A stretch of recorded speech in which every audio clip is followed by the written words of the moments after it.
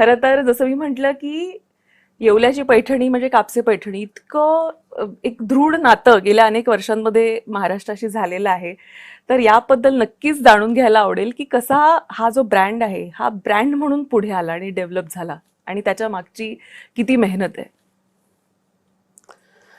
कापसे पैठणीबद्दल खरं थोडक्यात सांगणं फार अवघड आहे. खरंय खरंय खरंय. तसं तर कापसेमुळे पैठणी, पैठणीमुळे कापसे फेमस झाले आणि पैठणीची मला खरं इतिहास सांगायला आवडेल का आपल्या महाराष्ट्रामध्ये हजारो वर्षापूर्वी ही पैठणी तयार होते, हजारो वर्षापासून.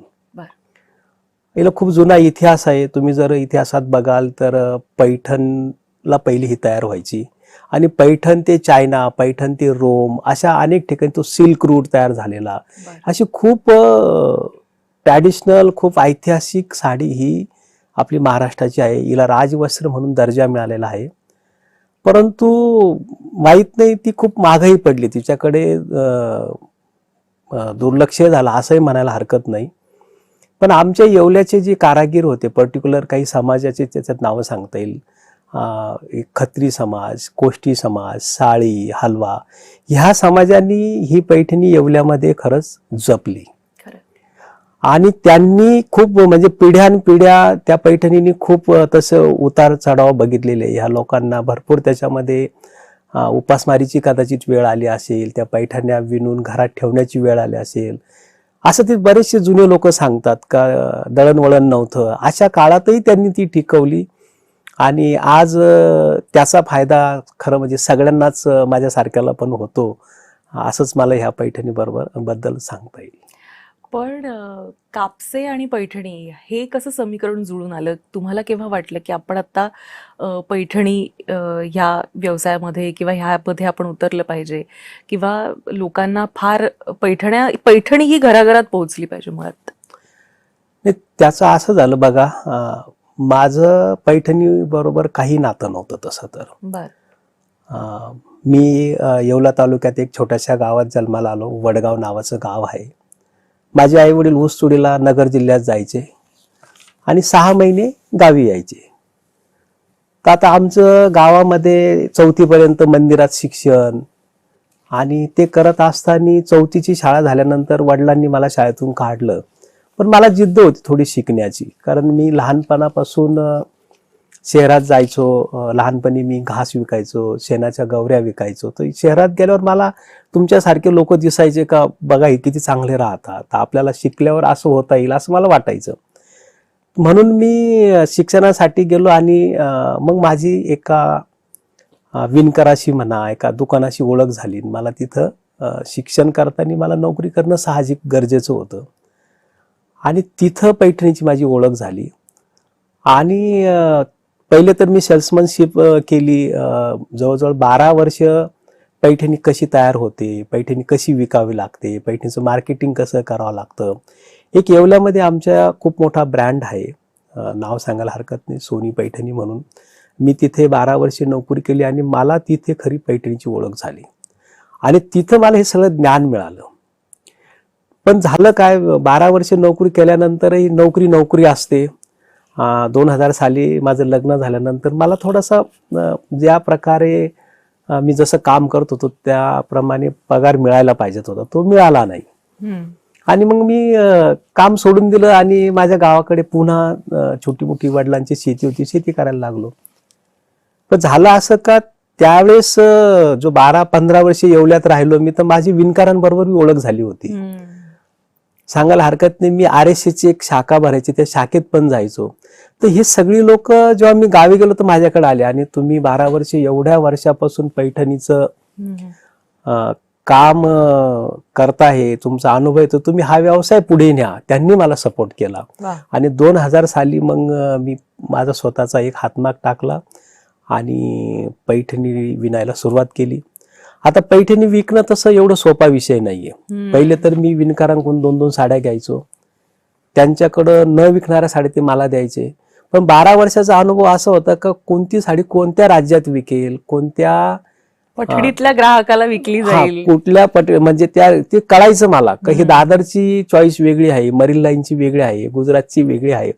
त्याच्यामुळे मला जी विणकर न विकणाऱ्या साड्या जरी द्यायच्या तर मी बरोबर त्या विकायचो. आणि असं करून कापसे पैठणी ही निर्माण झाली. नाही, पण मला असं वाटतं आता गेल्या 26 वर्षांमध्ये हा जो ब्रँड आहे हा घराघरात पोहोचलेला आहे, त्यामागे मेहनतही आहे. तर मग असं तुम्ही काय वेगळं आता द्यायला मधल्या काळामध्ये सुरुवात केली की लोकांचं अटेन्शन जे आहे ते कापसे पैठणीकडे आलं? नाही, सगळ्यात पहिली गोष्ट तर बघा, माझा स्वतःचा अनुभव इतका मोठा होता 12 वर्षाचा. काय? त्या अनुभवाच्या बळावर मला हे कळत होतं का महिलांना काय हवंय आणि विणकराला काय हवं याची सांगड घालणं गरजेचं होतं. खरं. माझ्या नोकरीच्या काळात मला काही गोष्टीची उणीव भासत होती का कुठंतरी हा व्यवसायामध्ये कमतरता आहे, पण मला बोलता येत नव्हतं. पण मी जेव्हा स्वतःचा व्यवसाय चालू केला तर मला असं वाटलं की याच्यामध्ये विणकराची कुठंतरी थोडीशी पिळवणूक होते किंवा पैठणीचं मार्केटिंग चांगल्या प्रकारे होत नाही, याची जाहिरातच होत नाही, याचे कुठे प्रोग्रामच होत नाही. तुम्ही बघा 2000 सालापर्यंत पैठणीचं तुम्हाला कुठेही जाहिरात दिसणार नाही. खरं. जाहिरातीचा जमाना आहे आणि लोकांना काय हवं ते देण्यासाठी आपण कलर कॉम्बिनेशन असेल, डिझायनिंग असेल, या सगळ्या गोष्टी दिल्या पाहिजेत. हे माझ्या लक्षात तेव्हाही यायचं. जेव्हा मी स्वतःचा व्यवसाय चालू केला तर मी सगळ्यात पहिली माझे विणकरांना एक सन्मान देणं किंवा विश्वासात घेणं, वाटून घेणं. म्हणजे एखाद्या साडी 2000 मिळत असेल तुम्ही म्हणायचं विणकराला 1000, यात जास्त मिळाले पाहिजेत. कारण यातला सगळ्यात म्हणजे कष्ट करणारा व्यापारी नाहीच आहे, हा विणकर आहे. आणि तो पाठमान एक करतो, रात्रंदिवस विणकाम करतो, तर त्याला पैसे मात्र मला असं लक्षात यायचं की खूप कमी मिळत आहे. खरं. त्याला पैसे जर जास्त मिळाले, कारण माझ्या ओळखीचे काही विणकर आहे, मी नाव सांगेल, नारायण उपासे आणि गुलाब उपासे, 65 वर्षे त्यांनी विणकाम केलं ताई. 65 वर्षे विणकाम करून ते घरात संडास बांधू शकले नाही, ही वस्तुस्थिती आहे. आणि एवढं चांगलं ते विणकाम करायचे. त्यांच्या पैठणीचं डिझाईन ब्रिटिश एअरलाईनवर पेंट केलेलं आहे. बरं. इतकं जुनं डिझाईन ते तयार करायचे आणि एवढे रात्रंदिवस कष्ट करून हे माणसं घरात संडास बांधू शकले नाही. याचं कारण काय? तर याचं कारण यांची पिळवणूक होती कुठंतरी. यांना जे पैसे मिळायला पाहिजे ते मिळत नाही. पण मी जर व्यवसाय केला तर बघा, मला 2000 पगार होता, मला 20,000 मिळाले तर बाकीचे पैसे काय करणार? कारण मी त्याच विचाराचा आहे. म्हणून सगळ्यात पहिले मी हा विचार केला व्यवसाय करताना का विणकराला नफ्यातला काही भाग आपण त्याच्या मजुरी व्यतिरिक्त दिला पाहिजेत, तर माझ्याकडे चांगले विणकर येतील, माझ्या व्यवसायाला मदत होईल आणि ग्राहकाला थोडं स्वस्त दिलं पाहिजे. हे सगळ्यात पहिली ही सांगड घालण्यात कापसे सक्सेस झाले, म्हणूनच तो ब्रँड तयार झाला. अगदी. त्यामुळे गमक त्यांनी खरं सांगितलेलं आहे सक्सेसचं. पण मला सांगा, आता महाग पैशावर आलेलोच आहोत आपण, तर पैठण्या महाग असतात असं अनेकांचं म्हणणं असतं. अर्थात त्याला तितकी वेळही द्यावा लागतो. एक एक पैठणी बनायला मला वाटतं 4 महिने, 6 महिने किंवा काही पैठण्यांसाठी वर्षही जातं. तर त्यामागची मेहनतही आहे. तर हे तुम्ही कसं सांगू शकाल की नाही, महाग पैठणी नसतेच बघा. एक स्किलचे कारागीर असतात. कारागिरांमध्ये कॅटेगरी असते बघा. बरं. म्हणजे एखादं डिझाईन 3 कॅटेगरीमध्ये जरी बनवलं ना तर त्या स्किल वाईज त्याची रेट ठरतं. बरं. म्हणजे एखादी पैठणी, एक मुनिया एक प्रकार आहे, हा. तर मुनिया डिझाईन आहे ती अगदी 22,000 पासून 55,000 पर्यंत मुनिया डिझाईन बनते. पण तुम्ही म्हणाल डिझाईन तर सेम आहे, मग याचा रेट जास्त का? तर त्या कारागिराचं स्किल त्याच्यात असतं, त्याचं विणकामाची पद्धत.